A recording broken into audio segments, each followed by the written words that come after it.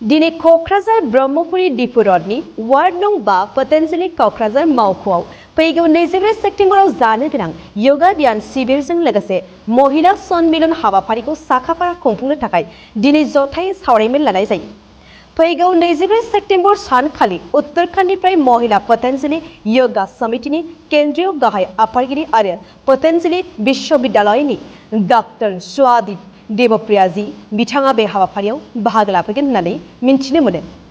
दिनैनि बे फैगौ 24 सेप्तेम्बरनि जानो गोनां हाबाफारिनि सावरायमेलाव बाहागो लायो क'क्राझार योगा मावख'नि गाहाय सामलायगिरि ललिता बाला ब्रह्मजों लोगोसे गुवाहाटीनिफ्राय भानु बरदलै, राजिक साह, प्रभारी गुवाहाटी, रवि दास, राजिक कार्यकारिणी, सादसिया धुबुरी, PYS प्रभारी मनोज कुमार मोसाहारी, क'क्राझार युवा प्रभारी आरो प्रकाश चंद्र सरकार क'क्राझार बिथांमोना बाहागो लायो।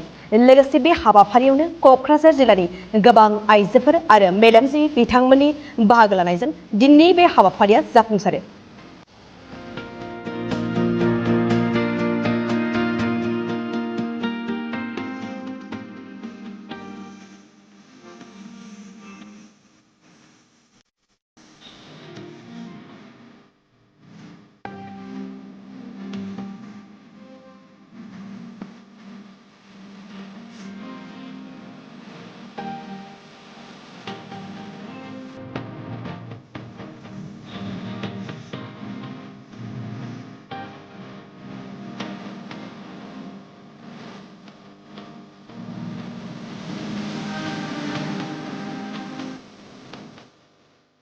गोजोनथाव खौरां!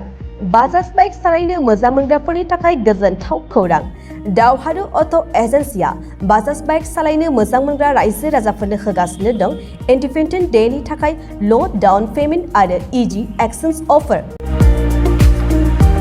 1 आगस्तनिफ्राय 15 आगस्तसिम होगासिनो दं क'क्राझार दावहारु अट' एजेन्सिया आरो क'क्राझार जिल्लानि सिङाव थानाय काराइगाव, दतमा आरो बडगावआवबो 3 आगस्टआव फेस्टिभ आउटलेट गोदानै बेखेवनो थांगासिनो दावहारु अट' एजेन्सि बे गोदानै बेखेवनाय ब्रान्च श'रुमआवबो ल' डाउन पेमेन्ट आरो इजि एक्सचेन्ज अफार लानो हागोन।